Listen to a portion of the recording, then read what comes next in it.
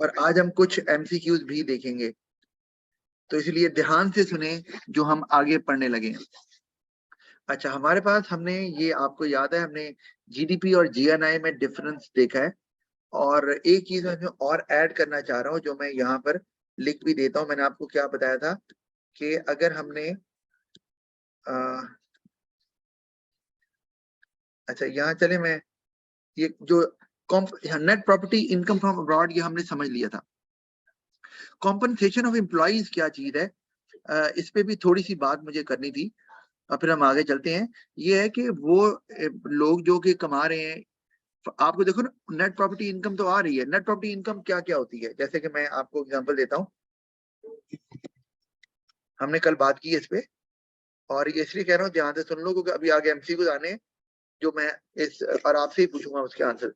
तो अब मैं अगर ये कहता हूँ जी कि आपके पास नेट प्रॉपर्टी इनकम है, नेट प्रॉपर्टी इनकम होती क्या है? अब वो क्या है, आपको प्रॉपर्टी में से अगर आपको क्या आ रहा है, डिविडेंड आ रहा है, तो ये इसी में से है। अच्छा, फिर आपको अगर प्रॉफिट आ रहा है, प्रॉफिट और डिविडेंड में फर्क ये है कि डिविडेंड आपको तब आता है जब आप शेयर होल्डर हैं किसी कंपनी के। जब आपकी अपनी ही कंपनी है सारी, तो वो प्रॉफिट ही आएगा आपको।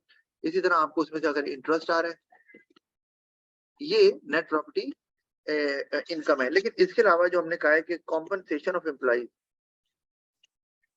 कॉम्पनसेशन, तो ये आप अगर गौर करो, तो मैं अगर पीछे जाऊं तो ये लिखा हुआ है ना, कॉम्पनसेशन ऑफ एम्प्लॉइज, तो उसी को मैं फर्क आपको वादे कर रहा हूँ, कॉम्पनसेशन ऑफ एम्प्लॉइज। तो अब अगर हम फॉर्मूले की बात करें जो हमने पहले भी बनाया, GNI, तो हम उसमें कहते हैं जी कि इसमें आपने जीडीपी, और हमने कल बात की है कि इसमें प्लस कर दें net property income from abroad. Net property income की जगह तो आप वो भी लिख सकते हैं ना, वो पैसे जो आपको बाहर से आ रहे हैं, ठीक है, वो ऐड होंगे और लेस वो होंगे जो बाहर जा रहे हैं। जी हमजा, आप सही कह रहे हैं, लेकिन इनकम जो है ना वो कई तरह की होती है, तो मैं सिर्फ वो आपको बताना चाह रहा हूँ। ये तो है net property income from abroad, लेकिन इसके अलावा वेजेस, सैलरीज वगैरह आपको जो आ रही हैं वो भी तो आएंगी ना। तो ये जो मैं अब इसमें मजीद ऐड कर रहा हूँ, प्लस वेजेस। अगर यहाँ कोई फॉरनर काम कर रहा है और वेजेस कमा रहा है और अपने मुल्क भेज रहा है, तो वो पैसा मुल्क से जा रहा है और वो आपका है भी नहीं, तो वो जीएनआई में नहीं आना ना। लेकिन अगर वो आपको कोई आपका लोकल बंदा यहाँ का रेजिडेंट है, वो बाहर काम कर रहा है और वेजेस कमा रहा है, सैलरी कमा रहा है और यहाँ भेज रहा है, तो वो फिर आप ऐड करेंगे जीएनआई में। तो मैंने यहाँ वेजेस लिखा है, तो उसकी जगह पर हम कॉम्पनसेशन ऑफ एम्प्लॉइज भी लिख देते हैं। यानी कि ये जो हमने बात की है कॉम्पनसेशन ऑफ एम्प्लॉइज, इसमें क्या आता है, इसमें आपकी वेजेस आती है। तो ये वेजेस जो है वो ऐड भी हो सकती हैं, माइनस भी हो सकती हैं। वो कैसे सर ऐड? अगर ये वेजेस वो हैं जो कि बाहर के मुल्क कमाई जा रही हैं, पाकिस्तान भेजी जा रही हैं, तो वो ऐड होंगी, और जो यहाँ कमा के बाई जा रही हैं फिर वो लेस होंगी। बिल्कुल सही, आपने बिल्कुल सही बताया है। तो यहाँ पर वेजेस सेंट अब्रॉड अगर होगा तो आपको माइनस करना होगा वेजेस। अच्छा एक मिनट, ये ना पहले सेंट का नहीं लिखते, क्योंकि मैंने प्लस लिखा हुआ है। Wages received, wages received from abroad, वो प्लस होंगी जैसे अभी हमजा ने कहा है। और माइनस आप क्या करेंगे, माइनस आप करेंगे वेजेस सेंट अब्रॉड, क्योंकि वो यहाँ का फॉरेनर बंदा है, वो अपनी फैमिली को सपोर्ट कर रहा है और वो अपने मुल्क में भेज रहा है। तो ये मैं आपको बता रहा था, ये अब हमारे पास बना है, ठीक है। तो net property income sir from जो अब्रॉड, वेजेस वो बाहर सेंड कर रहा है, वो सारी तो नहीं अपनी वेज कर रहा है, वो कुछ पोर्शन कर रहा होगा ना उसका सेंड। तो जहाँ ऑफ कोर्स जो भी भेज रहा है बिल्कुल ऐसे ही है। जो वो नहीं भेज रहा, वो तो हम नहीं कंसिडर कर रहे हैं ना, वो तो कंसिडर हो गई, निकल बात हुई थी।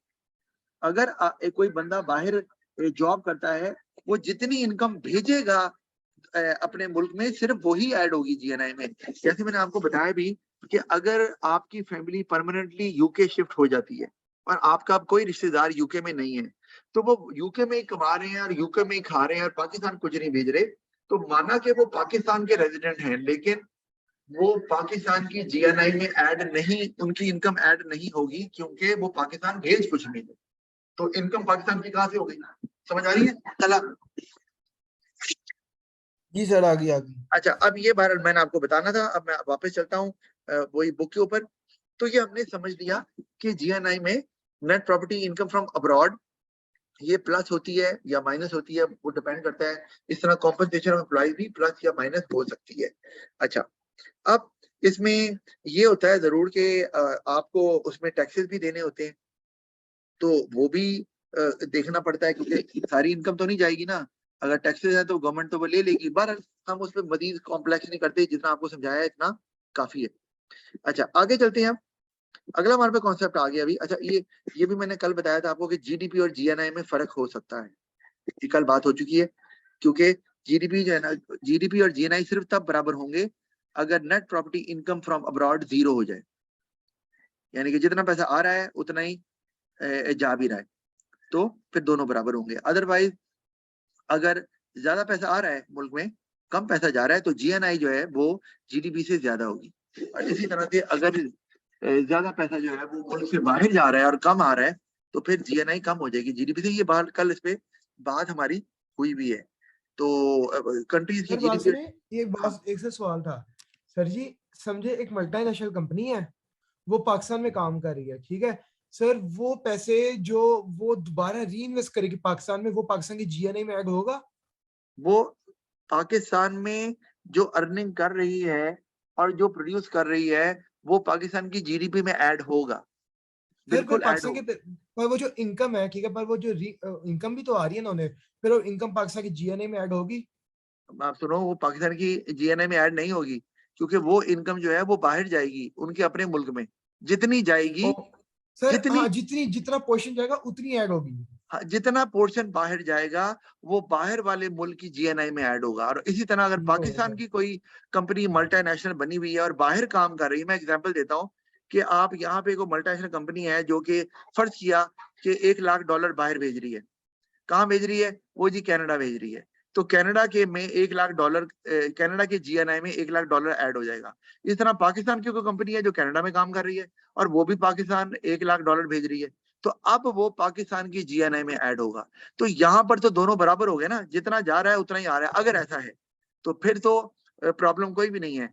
मतलब फिर आपकी net property income from abroad zero हो गई, और वो जीरो हो गई तो फिर ठीक है जीएनआई सर। और जीडीपी बराबर ओके होंगे। सर। अच्छा, ये खैर कल इस पे काफी बात हुई हुई है, तो मैं इस पे और मजीद बात नहीं करता। हम अगले कॉन्सेप्ट पे चल रहे हैं, और आज उम्मीद है कि हम एमसीक्यूज भी करेंगे जो बुक के अंदर मौजूद है। पास पेपर के एमसीक्यूज तो मैं आपको असाइनमेंट के तौर पे दूंगा। अच्छा, अब हमारे पास आ गया मेथड्स ऑफ मेजरिंग जीडीपी।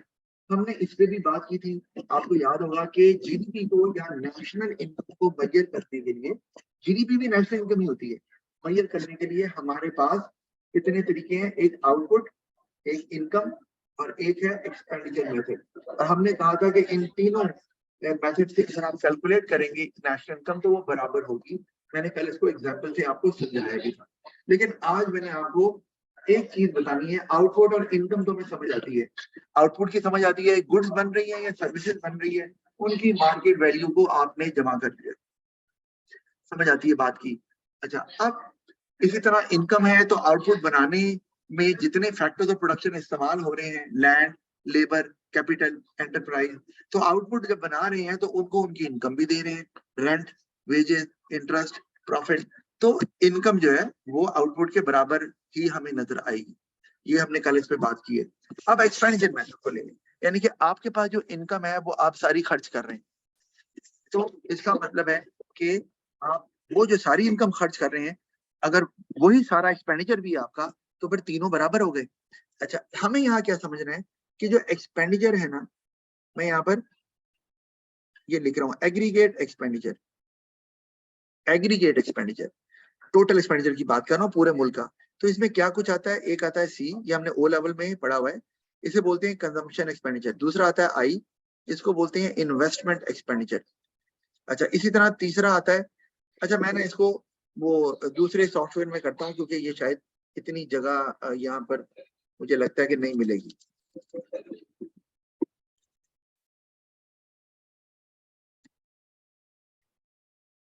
जी, हम यहाँ आ गए। तो अब वो आपको कह रहा हूँ एग्रीगेट एक्सपेंडिचर, ठीक है। ए ई का मतलब है एग्रीगेट एक्सपेंडिचर, एग्रीगेट का मतलब है टोटल। तो आपके पास कंजम्पशन एक्सपेंडिचर होता है, आपके पास इन्वेस्टमेंट एक्सपेंडिचर होता है, आपके पास गवर्नमेंट एक्सपेंडिचर होता है, उसके बाद हम आगे बोलते हैं एक्स एक्सपेंडिचर। एक्स का मतलब है एक्सपोर्ट्स और माइनस इंपोर्ट एक्सपेंडिचर। अच्छा, अब इन दोनों को इकट्ठा मिला के हम नेट एक्सपोर्ट्स बोल देते हैं। अगर नेट एक्सपोर्ट्स पॉजिटिव है, इसका मतलब है एक्सपोर्ट्स इंपोर्ट से ज्यादा है। और सर अगर आपकी आवाज नहीं आ रही है। मेरी बात आपको सही नहीं आ रही? अब सर सही है, पहले खराब हो गई थी। अच्छा, शायद जो लैपटॉप दूर मैंने कर दिया था। अच्छा, तो अब आपको बता रहा हूँ कि ये जो नेट एक्सपोर्ट्स आपको नजर आ रहा है, अगर ये पॉजिटिव होगा, इसका मतलब है एक्सपोर्ट्स की वैल्यू इंपोर्ट की वैल्यू से ज्यादा है। और अगर ये नेगेटिव होगा नेट एक्सपोर्ट्स, ये बता रहा हूँ क्योंकि अभी एमसीक्यू आएंगे इस तरह के, अगर ये नेगेटिव होगा इसका मतलब है इंपोर्ट की वैल्यू एक्सपोर्ट से ज्यादा है। अच्छा, ये तो हमें समझ आ गई है। अब हम आपने एक बात याद रखनी है, एग्रीगेट एक्सपेंडिचर तभी बराबर होगा आपकी इनकम के और आउटपुट के, अगर वो उन चीजों पे खर्च किया जाएगा जो चीजें आपके मुल्क में बनती हैं। मतलब मैं एग्जांपल दे रहा हूं आपको, आपने कंजम्पशन की, ठीक है, तो कंजम्पशन में आपने कुछ लोकल भी खर्च किया, लोकल आइटम पे कुछ आपने इंपोर्टेड आइटम ले ली। इसी तरह इन्वेस्टमेंट में आपने कुछ लोकल मशीनरी ली है, इक्विपमेंट ली है, कुछ आपने इंपोर्टेड मशीनरी और इक्विपमेंट भी ले ली है। इसी तरह गवर्नमेंट ने भी कुछ लोकल कंपनीज को कॉन्ट्रैक्ट दिया है, कुछ रोड्स बनाने का या पावर जनरेशन प्रोजेक्ट का, और कुछ आपने फॉरेन कंपनीज को भी प्रोजेक्ट दे दिया है, तो वो इंपोर्ट्स हो जाएंगे क्योंकि वो पैसा बाहर चला जाएगा। इसका मतलब है इन तीनों जो हमारे पास नजर आ रहे हैं, एक्सपेंडिचर, कंजम्पशन, इन्वेस्टमेंट और गवर्नमेंट, इसमें एक्सपेंडिचर मौजूद है, लेकिन इसमें इंपोर्ट पे एक्सपेंडिचर भी हो रहा है। हमें क्या करना होता है एग्रीगेट एक्सपेंडिचर में, कि सिर्फ वो एक्सपेंडिचर ऐड करना है which is spent on those goods and services which are produced in our country। तो इसका मतलब है ये जो इंपोर्ट है ये इसको खत्म करना पड़ेगा, ये भी जो इन्वेस्टमेंट जो इंपोर्टेड इंपोर्ट्स को ये भी खत्म करना पड़ेगा, और ये भी। तो इसको खत्म करने के लिए हम क्या करते हैं कि हम एक ही दफा one sent for all imports and पे माइनस हमने कर दिया। इंपोर्ट को माइनस क्यों किया? ये इंपोर्ट कंजम्पशन के अंदर भी मौजूद थी, इन्वेस्टमेंट के अंदर भी मौजूद थी, और गवर्नमेंट एक्सपेंडिचर के अंदर भी मौजूद थी। और ये हम ऐड नहीं करते क्योंकि ये आपकी आइटम पे खर्च नहीं हो रहा। अगर आप इनको ऐड करेंगे तो एग्रीगेट एक्सपेंडिचर और जो आप आउटपुट मेथड से जीडीपी निकाल रहे हैं या नेशनल इनकम निकाल रहे हैं, वो बराबर कभी भी नहीं होगी। तो ये आपने ध्यान में रखना है। वो एक्सपेंडिचर जो लोकल आइटम्स पे किया जाता है, वो गुड्स एंड सर्विसेज जो आपके मुल्क में प्रोड्यूस होती है। तो आपने माइनस एम किया। माइनस एम क्यों करते हैं? क्योंकि कंजम्पशन में भी इंपोर्ट शामिल होती है, इन्वेस्टमेंट में भी इंपोर्ट शामिल होती है, और गवर्नमेंट एक्सपेंडिचर में भी शामिल होती है। तो आप तीनों को जमा करके एक ही दफा माइनस एम कर देते हैं और उसको निकाल देते हैं। अच्छा, एक्सपोर्ट्स प्लस क्यों हो रही है? क्योंकि एक्सपोर्ट्स होती तो बाहर है, लेकिन वो बनती तो आपके मुल्क में है ना, तो खर्चा तो हो रहा है उस पर। ऑफ कोर्स आपके मुल्क में बन रहा है और उस पर खर्चा पहले हो रहा है, फिर बिकेगी बाद में जाकर। तो इसीलिए एक्सपोर्ट्स को आप एग्रीगेट एक्सपेंडिचर में ऐड जरूर कर देंगे। ये तो अब अगर ऐसे होगा तो हम कहेंगे कि आपकी जो आउटपुट है, जो एक्सपेंडिचर है और जो इनकम है, ये तीनों बराबर हो जाएंगे। सर अगर एक्सपोर्ट बनाने वाली कंपनी मल्टीनेशनल हो, ठीक है, तो वो आप अगर वो मल्टीनेशनल हो तो वो आपके मुल्क में बना रही है, आपकी चीजों को पे स्पेंड करके, रॉ मटेरियल आपका ले रहे हैं, टेक्नोलॉजी आपकी इस्तेमाल हो रही है, तो ठीक है ना, फिर वो आपके एग्रीगेट एक्सपेंडिचर में आएगा। क्योंकि असल चीज जो पहचाननी है वो इससे कि एक्सपेंडिचर किन चीजों पे हो रहा है, आपकी बनाई हुई गुड्स एंड सर्विसेज पे जो आपके मुल्क में बनती हैं, या बाहर की बनाई हुई चीजों पर। तो ये आपने ध्यान में रखना है। अगर उसमें हमारा एक्सपेंडिचर नहीं हो रहा तो मल्टीनेशनल कंपनी लगाएगी। नहीं, हमारा क्या मतलब, तो देखो ना, आप हमारा या उनका एक्सपेंडिचर नहीं होता, एक्सपेंडिचर हो किस पे रहा है, ये सवाल है। वो आपकी मुल्क में जो चीजें बन रही हैं उन पे हो रहा है, या जो बाहर के मुल्क में चीजें बनती हैं उन पे हो रहा है, ये ध्यान में रखना है।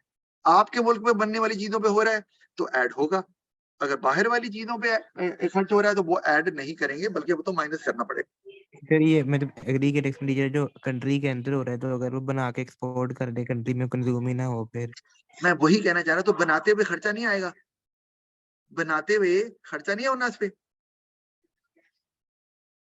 Yes sir.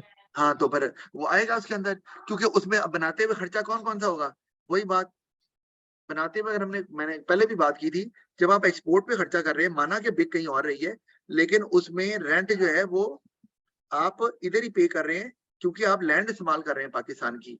आप जो है ना वो इंटरेस्ट पे कर रहे हैं यहीं पर, क्योंकि आप यहाँ से फाइनेंस ले रहे हैं और उससे कैपिटल बाय कर रहे हैं यहीं पर पाकिस्तान का। इसी तरह आप जो है वो यहाँ पर वेजेस पे कर रहे हैं। लेबर हाँ क्या? लेबर इस्तेमाल करें यहाँ की। हाँ, यहाँ की लेबर इस्तेमाल कर रहे हैं तो वेजेस पे कर रहे हैं, वो भी खर्चा हो रहा है। और फिर यहाँ पर जो बिजनेसमैन है, मल्टीनेशनल सही बेशक, लेकिन वो प्रॉफिट अगर उनको हो रहा है और वो पाकिस्तान में ही प्रॉफिट को यूज कर रहे हैं तो वो भी ऐड। तो ये चारों चीजें मौजूद हैं। ये सारे क्या है? ये खर्चे ही हैं जो आपको देने हैं। आपको ओनर को प्रॉफिट देना है, इंटरेस्ट पे देना है, कैपिटल पे, लैंड पे रेंट देना है, लेबर को वेजेस देनी है। तो इसीलिए एक्सपोर्ट्स, लेकिन ये तब अगर ये लोकल आप चीजों के पे स्पेंड हो रहा है तो ऐड करेंगे, अदरवाइज जी। आगे चले हम। ये आपको उम्मीद है कि समझ आ ही गया होगा और इससे हम आगे चलते हैं। अब इसको मैं सेव करता जाता हूँ क्योंकि मैं ये भी कल की तरह ये भी सेव सेंड कर दिया करूंगा along with the video, recorded video. अच्छा, अब तो ये जो मैं नहीं इसको पढ़ रहा, क्यों? ये आपको वही बताया हुआ है, आपका काम है खुद से पढ़ें और कोई प्रॉब्लम हो तो मुझे पूछें कि जो मेथड्स हैं। अच्छा, इसमें एक टर्म इस्तेमाल हुई है सर्कुलर फ्लो ऑफ इनकम, जिसको हाईलाइट भी किया हुआ है। ये हमने अगले चैप्टर में पढ़ना है कि सर्कुलर फ्लो ऑफ इनकम क्या होती है, हम वहां पे बात करेंगे, अभी हम नहीं कर रहे। अच्छा, अब आउटपुट मेथड, इस पे हमने बात कर ली है कि मुल्क के अंदर जितनी भी आउटपुट प्रोड्यूस हो रही है उसकी मार्केट वैल्यू को जमा कर लो, यानी कि जितनी भी गुड्स एंड सर्विसेज प्रोड्यूस होती हैं उनकी वैल्यू को जमा कर लो। हमारे पास आउटपुट, हमारे पास नेशनल इनकम आ जाएगी या जीडीपी आ जाएगा आउटपुट मेथड से। लेकिन इसमें एक चीज का आपने ख्याल रखना है और उसे हम, एक प्रॉब्लम है और उसे बोलते हैं डबल काउंटिंग प्रॉब्लम। ये डबल काउंटिंग प्रॉब्लम जो है ये क्या होती है, ये मैं आपको थोड़ा सा इसके बारे में भी बता देता हूँ। जैसे मैं आपसे ये कह रहा हूँ कि आपने ना कॉटन के क्लोथ्स बनाने, फर्ज किया क्लोथ्स, ठीक है, तो आप पहले कॉटन जो है ना वो बाय करते हो। अब फर्ज किया कॉटन जो है ना वो $10 की है, आपने फिर कपड़ा जब बनाया कॉटन से तो वो बन गया लेट से $50 का। तो आपने क्या किया कि आपने कहा कॉटन प्रोड्यूस हो रही है, इसको भी ऐड करो, क्लोथ प्रोड्यूस हो रहे हैं, यही मुल्क में बन रहे हैं, इसको भी ऐड करो। तो अगर देखा जाए तो ये 10 + 50 ये तो 60 हो गया, ठीक है। ये कहेंगे डबल काउंटिंग। क्यों? क्योंकि क्लोथ के अंदर कॉटन की कॉस्ट शामिल है, ऑफ कोर्स। तभी जो है ना वो तो 50 जब आपने डॉलर ऐड किया है तो इसमें कॉटन के $10 ऐड हो गए हुए हैं। तो उसका तरीका है, तो इसको हम कहेंगे डबल काउंटिंग, कि आपने कॉटन को अलहदा भी $10 काउंट किया और क्लोथ के अंदर भी कॉटन चूंकि ऐड हुई हुई है तो 2 दफा काउंट हो जाएगी। तो ये असल में सिर्फ $50 आना चाहिए, $60 नहीं आना चाहिए जी। सर सारा कॉटन क्लोथ्स बनाने में तो नहीं यूज हो जाएगा, और कामों के लिए भी होता है। हाँ, तो मैं वही कहना चाह रहा हूँ ना, तो मैं तो एग्जांपल दे रहा हूँ कि सिर्फ वो कॉटन जो क्लोथ में इस्तेमाल हो रहा है, मैं सिर्फ उसकी बात कर रहा हूँ। तो आपको ये कह रहा हूँ कॉटन, अगर आप, इसका मतलब है, ये बात सुन लो, अगर कॉटन किसी और काम के लिए भी इस्तेमाल हो रहा है तो आपने उसको भी समझना है कि अगर लेट से कि मैं आपको एग्जांपल दे रहा हूँ कि आपके पास कोई ऐसी बैंडेज है जिसमें कॉटन इस्तेमाल होता है ताकि आपका वोंड जो है ना वो हील हो सके, ऐसे ले लो चलो। तो आपने जब उस बैंडेज की प्राइस को काउंट करना है तो अब आप कॉटन को काउंट नहीं करेंगे जो लिया। तो क्या इसके लिए आसान तरीका क्या होता है? एक तरीका है कि आप सिर्फ फिनिश प्रोडक्ट जो है उसकी वैल्यू को ऐड करें। कौन सी प्रोडक्ट? फिनिश्ड। तो क्लोथ जो है वो फिनिश प्रोडक्ट होती है। इसी तरह अगर मैं कहूँ कि आपने शूज की वैल्यू को ऐड कर रहे हैं, आपने $100 के जूते बनाए हैं, लेकिन उससे पहले लेदर भी था जो कि पहले बनाया गया है, और लेदर जो है लेट से वो $20 का बना था। तो अगर मैं लेदर भी काउंट कर लूं और मैं शूज भी काउंट कर लूं तो इस तरह से तो $120 आ जाएगा, और ये डबल काउंटिंग प्रॉब्लम है। असल में जी सर, आपकी समझ आ गई है। हाँ, तो आपकी आउटपुट की वैल्यू सिर्फ $100 है। तो इसका तरीका है कि आप बेहतर है जो फिनिश प्रोडक्ट है, जिस तरह के इस केस में शूज हैं उसकी वैल्यू को काउंट करें, जिस तरह क्लोथ हैं उनकी वैल्यू को काउंट करें। या फिर नहीं एक और सर, तरीका है, सर ये जो कॉटन है ये तो नेचुरली बनता है, तो ये आउटपुट में तो कैसे आएगा? नहीं नेचुरली ग्रो नहीं होता, कॉटन ग्रो नहीं करते। नहीं सर, मतलब कि उसके लिए वो मैन्युफैक्चर तो नहीं करना पड़ता ना। तो क्या, तो कॉटन को ग्रो करने में कोई पैसा नहीं लगता? लगता है सर ये फ्री गुड नहीं है, फ्री गुड तो सनलाइट वगैरह है ना, फ्री गुड जी नहीं जी इसको जी ग्रो जी करने के जी, बिल्कुल बिल्कुल ऐसे है। तो ये नेचुरली बिल्कुल ग्रो नहीं होती है, आपको प्रोसेस करना पड़ता है, उसके बाद नेचर पे छोड़ना पड़ता है, ऐसे नहीं है। अच्छा, फर्टिलाइजर्स हैं, सीड्स हैं, फिर आपको क्या कहते हैं, हार्वेस्टिंग का जो प्रोसेस है, या फर्टाइल लैंड आपने करनी है, तो ये लंबा चौड़ा काम है, फिर वर्कर्स लेबरर्स चाहिए, तो ये इन्वॉल्व है सारे। अच्छा, आपको समझ आ गया। अच्छा, एक तो तरीका ये है, count only those products which are in their finished shape. अच्छा, और दूसरा तरीका है कि आप सिर्फ जो वैल्यू ऐड हो रही है सिर्फ उसको काउंट करें। ये भी मैंने कहा आपको साथ ही बता दूं, ये दूसरा तरीका है to avoid double counting problem. वो क्या है, आपको पता है कि एडेड वैल्यू क्या होती है, आपने बिजनेस में भी पढ़ा हुआ है। एडेड वैल्यू आपने ए लेवल में अभी जो पढ़े हो उसमें भी पढ़ा है। वो हम कहते हैं कि जो प्राइस है, सेलिंग प्राइस किसकी, फिनिश प्रोडक्ट्स की, माइनस जो आपकी कॉस्ट है, कॉस्ट ऑफ मटेरियल बॉट, जो आपने बाहर से मटेरियल बाय किया है उसकी कॉस्ट। ये प्रॉफिट नहीं है, याद रखना है, क्योंकि प्रॉफिट में तो और भी एक्सपेंसेस आते हैं, आपको पता है, डेप्रिसिएशन है, रेंट है, इंटरेस्ट है, सैलरीज हैं, वो नहीं, सिर्फ वो मटेरियल जो बाहर से बाय किया। अब आप ही देखो, आपने जूते बनाए तो आपने बाहर से क्या बाय किया, लेदर, तो आप लेदर तो आपने बाहर से बाय किया, तो अब आप देखो शूज जो है ना वो 100 के बने हैं, मैं इसको यहाँ पे करता हूँ, शूज आपके $100 के बने हैं, ये इसकी सेलिंग प्राइस है, और उसमें से आपने $20 माइनस कर दिए, क्योंकि ये आपने बनाया नहीं है, ये बाहर से आया है। इसका मतलब है कि शूज में वैल्यू क्या ऐड हुई है, $80। ये है, इसे बोलते हैं ना एडेड वैल्यू। तो इसका मतलब है अब आप या तो सिर्फ एडेड समझ वैल्यू नहीं हर आई एक इस की ऐड बात करते की जाएं, यानी कि सर, पहले समझ आपने, नहीं आई इस बात की अच्छा मैं वही समझाना सर, चाह रहा हूँ ना, इस बात की। बात सुनो। एक तरीका आपको बता दिया कि जो फिनिश प्रोडक्ट हैं सिर्फ उनकी वैल्यू को ऐड करें, जैसे वो आपको समझ आ गई हाँ है, जी, जो फाइनल शेप में है। हाँ दूसरा जी। तरीका ये है, जितनी वैल्यू ऐड हो रही है हर प्रोसेस में सिर्फ उसको ऐड सर करें। एडेड मुझे वैल्यू तो वो नहीं होती, कॉस्ट प्लस सेल प्राइस। है कॉस्ट प्लस, हाँ जी क्या सर, हो एडेड गया, वैल्यू वही होती है जिसमें आप कॉस्ट, एडेड वैल्यू सर गलत सेल्स है। Minus cost price. हाँ, सेल्स माइनस कॉस्ट प्राइस। नहीं भाई सुनो, हाँ वही कह रहा हूँ ना, selling price minus cost of material bought. Material board आगे से सुनो। अच्छा, अब सर आप आगे। ये बात याद रखिए, आप पढ़ते हैं ये प्रॉफिट नहीं है, प्रॉफिट तो होता है जब आप सेलिंग प्राइस में से सारी कॉस्ट माइनस कर रहे हैं, यानी कि रेवेन्यू है तो सारी कॉस्ट माइनस करते हैं, तभी प्रॉफिट आता है ना, अकाउंटिंग पढ़ी हुई आपने। ये अच्छा, अब ग्रॉस मैं, प्रॉफिट है ना, ग्रॉस प्रॉफिट। ये ग्रॉस प्रॉफिट भी नहीं है, वो भी नहीं है, ग्रॉस प्रॉफिट में से भी कई चीजें हैं जो माइनस होती हैं, इसमें ऐसा कुछ नहीं होता। अच्छा, अब सुनो, आप मुझे ये बताओ, आपने जूता बनाया $100 का, तो उसमें लेदर के $20 शामिल हैं, लेदर आपने बनाया।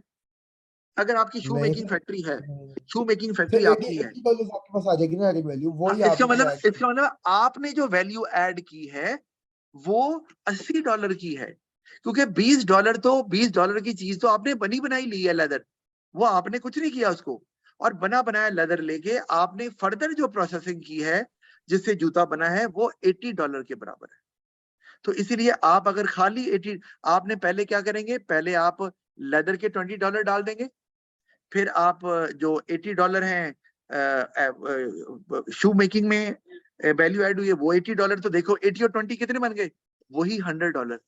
तो या तो आप फाइनल प्रोडक्ट ले लो $100 का, या फिर आपने पहला प्रोडक्ट लेदर लिया उसके भी $20 डाले, क्योंकि वैल्यू तो ऐड हुई है उसमें, और उसके बाद आपने शू बनाया तो उसमें वैल्यू ऐड हुई 80, तो 80 और 20 को ऐड कर दो, समझ आती है, ये आपका 100 बन गया। तो ये तो हो सकता है। इसी तरह आप कॉटन में भी ले लो, क्लोथ आपके $100 के हैं तो कॉटन $10 का आपको मिला है बना बनाया, आपने कॉटन थोड़ी ग्रो की है, किसकी बात कर रहा हूँ, टेक्सटाइल मिल की। तो टेक्सटाइल ने बना बनाया कॉटन लिया, $10 उन्होंने नहीं वो ऐड किए, तो 100 में से अगर आप $10 निकाल दें तो बाकी बचेगा $90। तो इसका मतलब है ये $90 ऐड कर रहे हैं, और पहले जो कॉटन 10 है वो भी ऐड कर लो। अब मैं इसको और ज्यादा आसानी से समझा देता हूँ, क्योंकि मैंने अभी सिर्फ एक ही स्टेज ली है। ये देखो, अब मैं आपको ना यही एग्जांपल दे रहा हूँ। पहले मैंने लिया कॉटन, कॉटन आया $10 का, ऐड कर लिया, नीचे हमने $10 ऐड कर लिया, कॉटन से आपने बनाए हैं जी क्लॉथ। क्लॉथ आप समझते हैं, क्लॉथ का मतलब है अनस्टिच्ड। अनस्टिच्ड जो आपके पास, जिसको आप अभी जो रेडीमेड गारमेंट्स नहीं है। अच्छा, तो ये आपने जब बनाया तो ये आपका बन गया, फर्ज किया $100 का। तो अब ये एक कंपनी ए थी जिसने कॉटन ग्रो किया, एक कंपनी बी थी जिसने क्लॉथ बनाया कॉटन से। तो अब कंपनी बी ने कितनी वैल्यू ऐड की है? 90 90, क्योंकि वो 100 सेलिंग प्राइस है उसकी, और -10 कर रहा है कि वो उसने रॉ मटेरियल बाय किया था कॉटन की शक्ल में $10 का, और वो उन्होंने नहीं बनाया हुआ। सर 90 आ गया। फिर हम और आगे चले गए तो आगे हमारे पास आ गया जी रेडीमेड गारमेंट्स। रेडीमेड गारमेंट्स, और ये कंपनी सी है जो बना रही है। और ये क्या है? ये स्टिच्ड गारमेंट्स होते हैं ना, जो आप पहन सकते हो, बाय कर सकते हो। ये बन गया लेट्स से $150। तो जिन्होंने रेडीमेड गारमेंट बनाए उन्होंने कपड़ा लिया ना पहले तो अब बताओ इनकी कितनी वैल्यू ऐड हुई है? 50। किस तरह? 150 की चीज बनाई है, लेकिन $100 का कपड़ा उन्होंने पहले बाहर से लिया है। कपड़ा उन्होंने नहीं बनाया, कपड़े को सिर्फ उन्होंने स्टिच किया है। तो इसका मतलब है यस, ये $50। इसका मतलब है अब आप जब इन तीनों को जमा कर दोगे कि 90 + 10 + 50 क्या बना? 150। अब आप गौर करो, अब ये आपके पास दो तरीके हैं। जो नीचे वाला तरीका है वो है आपने सिर्फ जो वैल्यू ऐड हो रही है उसको काउंट किया है, 150 बन गया। और दूसरा तरीका है कि आपकी जो फाइनल स्टेज में प्रोडक्ट तैयार हो रहा है आप सिर्फ उसकी वैल्यू ले लो, देखो दोनों बराबर हैं। इस तरह से आप डबल काउंटिंग प्रॉब्लम से बच सकते हो। या सिर्फ आखिरी चीज लो जिसपे फर्दर कोई प्रोसेसिंग नहीं होनी, कोई वैल्यू ऐड नहीं होनी, या फिर हर स्टेज पे जो वैल्यू ऐड हो रही है, ये हर कंपनी हर स्टेज पे काम कर रही है ना, तो वो जो वैल्यू ऐड हो रही है आप उसको फिर कंसीडर कर लो। इस तरह हो सकता है। सर हाँ जी, अरे मैंने बिजनेस में पूछा था कि कभी कभार ऐसा बिजनेस होता है जैसे एक बंदा घर में एक जिम की ट्रेनिंग दे रहा है, ट्यूशन पढ़ा रहा है, तो उसकी तो कोई कॉस्ट नहीं लग रही, तो उसमें एडेड वैल्यू कैसे होगी? हाँ। तो अगर वो अब घर पे ही बना रहा है, घर पे ही कर रहा है ना काम, पहले तो ये बात याद रखो कि अगर वो घर पे ही पढ़ा रहा है तो उसका तो रिकॉर्ड ही कोई नहीं है, वो हिडन इकोनॉमी का पार्ट है और वो सर जीडीपी में ऐड ही नहीं होता। और दूसरा, वो जो घर पे पढ़ा रहा है ना उसकी भी कॉस्ट है। क्या? वो ट्यूब जलाता है, पंखा चलाता है या एसी चलाता है, जो भी चल रहा है तो वो चल रहा है काम, कॉस्ट आ रही है जी। कोई सवाल तो नहीं है किसी का? समझ आ गया मेरा ख्याल आपको double counting problem. Double counting problem क्या होती है और इसको किस तरह से आप रिमूव करते हैं वो भी मैंने समझा दिया आपको। ठीक है जी, तो इसको भी मैं सेव कर देता हूं ताकि आपको मेरी एग्जांपल ध्यान में रहें, और अगर आपने दोबारा रेफर करना हो तो आपके लिए प्रॉब्लम ना हो।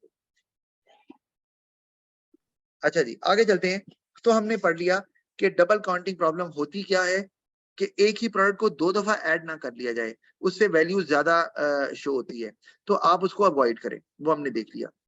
तो ये आप खुद ही पढ़ लीजिएगा, हम आगे चलते हैं। और ये एग्जाम्पल भी दी हुई है, एग्जाम्पल भी आप खुद से देख सकते हैं। अच्छा, वैसे अगर चलो देख भी लें तो आपको अगर और क्लैरिटी आ जाए कि एक टीवी मैन्युफैक्चरिंग फर्म है जो कि कंपोनेंट्स बाय करती है जो कि $280 के हैं, ठीक है, उनको यूज करती है और उसे टीवी बनाती है, और टीवी जो है ना वो उसकी प्राइस है $350,000। तो ये जो टीवी बना रही है उसने कितनी वैल्यू ऐड की? $70,000।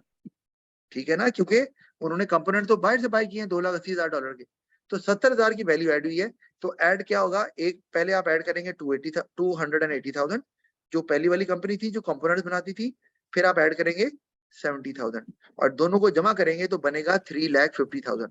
तो या तो आप सिर्फ फाइनल जो टीवी बन रहा है उसकी प्राइस ले ले, या फिर आप पहली कंपनी की जो वैल्यू ऐड हुई है 280,000 और जो दूसरी कंपनी की वैल्यू ऐड हुई है 70,000, उन दोनों को ऐड कर दें, तब भी आपका आंसर सेम ही आएगा। तो ये तरीका है। अच्छा, आगे चलते हैं अब इनकम मेथड पे। तो इनकम मेथड हमने पढ़ा है कि मुल्क के अंदर जितनी भी इनकम जनरेट हो रही है, कमाई जा रही है, उनको जमा कर लें। तो अब इनकम जो है वो आप किन किन तरीकों से कमाते हैं हमने पहले भी बात की है। वो कौन कौन सी है? आप वेजेस की शक्ल में कमा सकते हैं अगर आप लेबर सप्लाई कर रहे हैं, आप रेंट की शक्ल में कमा सकते हैं अगर आप लैंड सप्लाई कर रहे हैं, अगर आप इंटरेस्ट की शक्ल में कमा सकते हैं अगर आप कैपिटल ऑफर कर रहे हैं, और अगर आप एंटरप्राइज या एंटरप्रेन्योर हैं तो फिर आपको प्रॉफिट की शक्ल में जो है वो इनकम मिलेगी।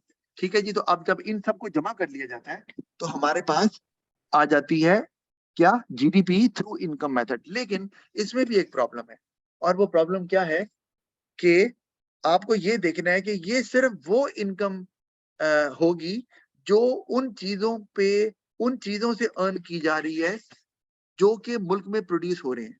आई रिपीट, आप जब मुल्क के अंदर कोई गुड या सर्विस प्रोड्यूस कर रहे हैं तो उसमें आप जब वेजेस भी दे रहे हैं प्रोडक्शन में, आप ओनर को प्रॉफिट भी दे रहे हैं, आप उसमें रेंट भी दे रहे हैं और आप उसमें इंटरेस्ट भी पे कर रहे हैं, तो वो इनकम ऐड होगी इनकम मेथड में जीडीपी कैलकुलेट करते हुए या नेशनल इनकम कैलकुलेट करते हुए। ठीक है। सर इनकम मेथड में जो गलत तरीके से कमाई जाने वाली इनकम है वो इंक्लूड होगी?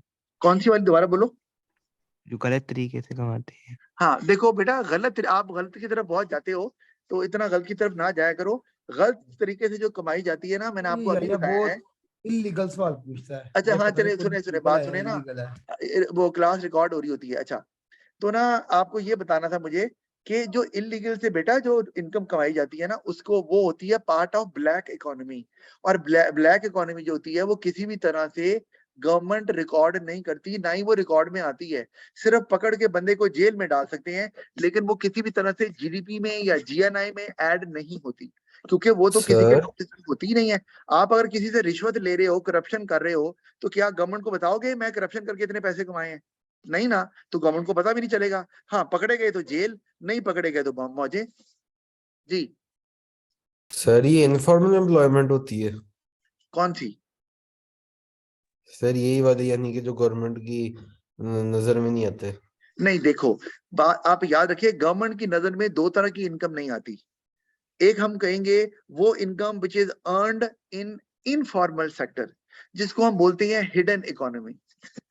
याद रखिए। अच्छा, मैं इसको दिखाई देता हूँ आपको। चलें, अब आप अगर ये पूछ रहे हैं ना, तो मैं आपको बता देता हूँ कि जीडीपी में हमारे पास एक होती है हिडन इकोनॉमी,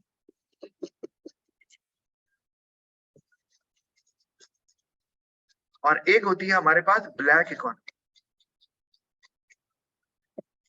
तो जो हिडन इकोनॉमी होती है ना, आपने याद रखना है कि ये होती लीगल है, यानी कि जो भी अर्निंग हो रही है वो लीगल है। ठीक है। लेकिन चूंकि वो रजिस्टर नहीं है हुई, वो बिजनेस रजिस्टर नहीं हुआ, वो एम्प्लॉय रजिस्टर नहीं हुआ। आपके घर में कोई काम वाली काम करती है, वो रजिस्टर थोड़ी हुई है कि जी मैं काम करती हूँ इतना कमाती हूँ। तो वो है तो लीगल इनकम, लेकिन वो गवर्नमेंट के रिकॉर्ड में नहीं यहाँ आ पे रही। मेरी घर वाली हुई है। अच्छा चलो, ये बहुत अच्छी बात है, क्योंकि होनी चाहिए, क्योंकि ताकि अगर कल को चोरी चिकारी होती है तो उसका रिकॉर्ड मौजूद होता है उनके पास।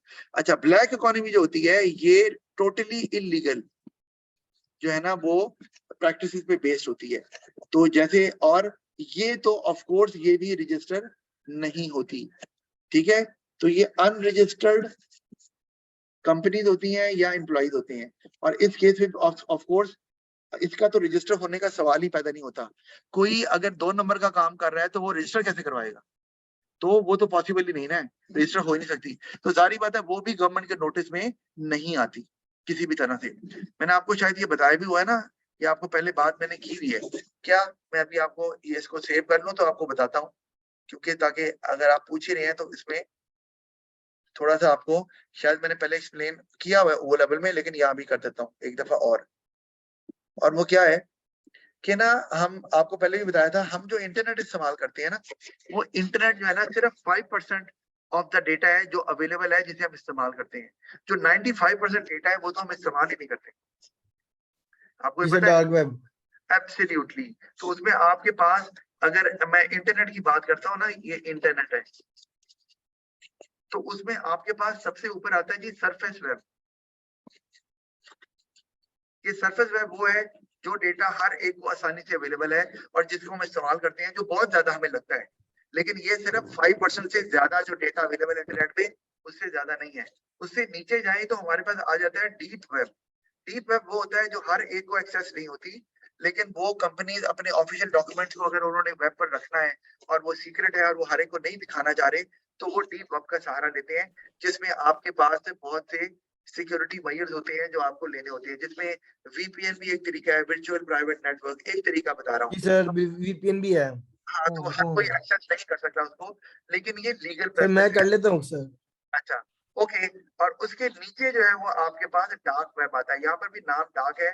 जितनी इलीगल प्रैक्टिसेस होती हैं इंटरनेट पे जो कि गैर कानूनी है, जैसे गैर कानूनी अद्वियात का इस्तेमाल या उनकी सेल परचेज, कोई असला है उसकी सेल परचेज हो रही है, तो वो सारा कुछ डार्क वेब में आता है जो कि इलीगल है। फिर रेड क्लास रूम, रजिस्टर कर रहे थे। और उसके रेड लिए रूम। आप जिस तरह हम कहते हैं ना कि हमारे पास इंटरनेट इस्तेमाल करने के लिए कोई ना कोई वेब ब्राउजर होता है, ये आपको अच्छे से पता है। क्लास रीजॉइन करने से